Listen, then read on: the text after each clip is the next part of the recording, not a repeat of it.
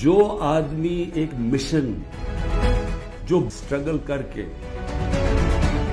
جس کے پاس سب کچھ تھا، کوئی ضرورت نہیں تھی 27 سال سٹرگل کرنے کی، اگر وہ آج 27 سال کے بعد اگر کسی کا خیال ہے کہ میں جیل سے ڈر جاؤں گا یا جو بھی ہے، جو دو میرے اوپر حملے ہو چکے ہیں قتل کرنے کے لیے، ایک مجھے وقت پہ پتہ چل گیا تو میں نے ٹی وی پہ بتا دیا کہ کیا کرنے جا رہے تھے، تو اس سے کیا فرق پڑے گا؟ جو قاتلانہ حملے سے نہیں ڈرتا تو وہ کس سے اور ڈرے گا؟